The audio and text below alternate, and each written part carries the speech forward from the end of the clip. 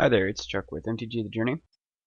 Going through some stuff today that I think is going to be relevant later on if we see an enchantment that follows the inspired mechanic. Sorry about my voice today. I'm running a little bit of a cold. But if we see an enchantment that has inspired, that whenever something that it's enchanted on becomes untapped, that triggers it to do a certain thing, I think we're going to see a lot of these creatures become very useful. Things like Death Bellow Raider here on the left. It attacks each turn if able, and it has Regenerate. So it can be swinging for damage every turn, can be regenerated, and also trigger whatever inspired mechanic it might be on.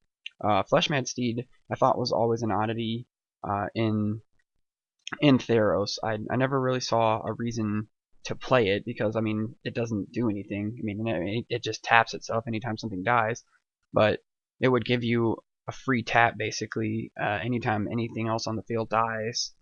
So if you sack something, it triggers next untap, things of that nature.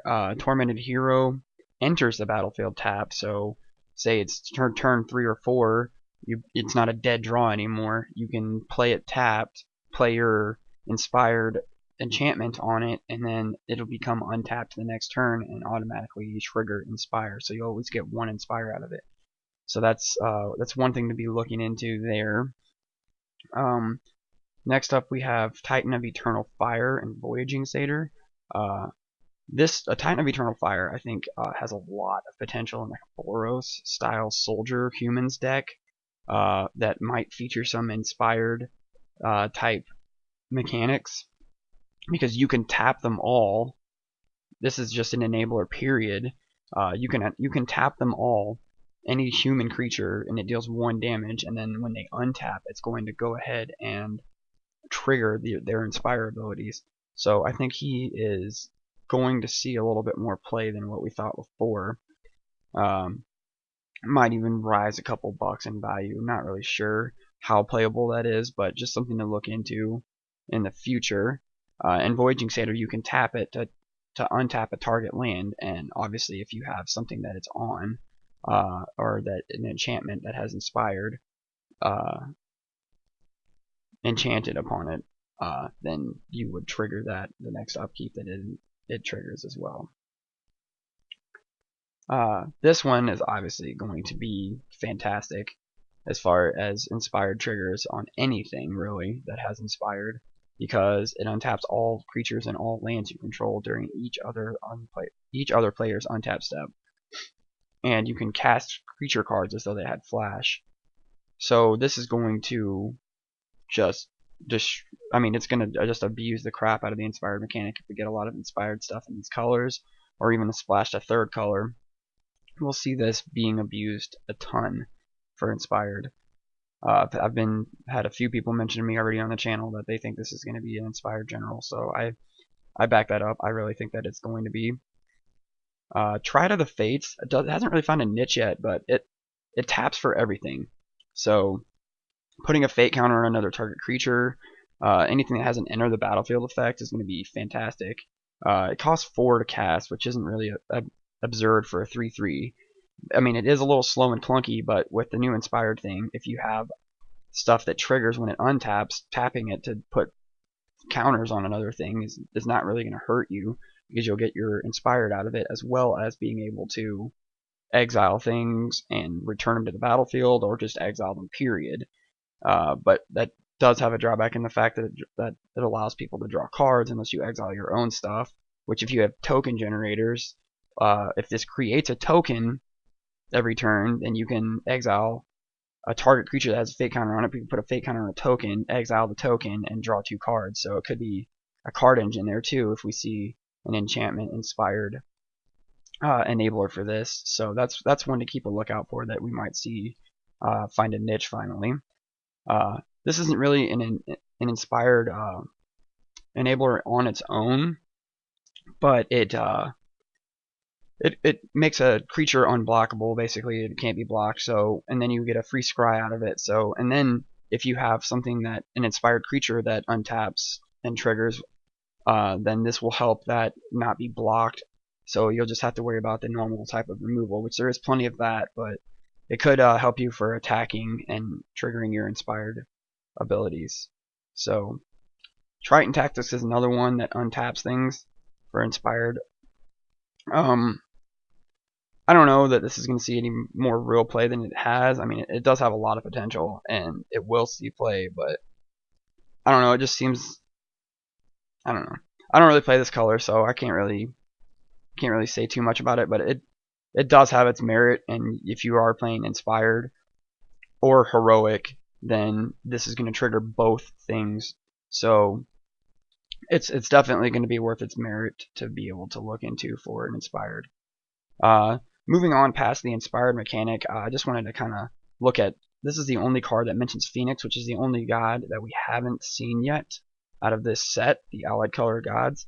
When it enters the battlefield, target player reveals a number of cards from his or her hand equal to your devotion to black. You choose one of them, and that card discards that card. That player discards that card, I'm sorry. So here we're looking at, I don't know if this is going to be a mechanic that we look at with Phenax, maybe a discard mechanic, that maybe when you play a creature in a specific color, something happens, like discarding, or reveals a certain amount of cards from their hand, and you choose a certain amount of them equal to your devotion. I don't really know. I have a feeling that Phenax is going to involve discarding, though. It's just kind of my gut feeling. I don't really know anything. So, but we can kind of look at his art here, and we can kind of see this is Phenax's art. I couldn't really find a bigger picture of this, so I'm really sorry.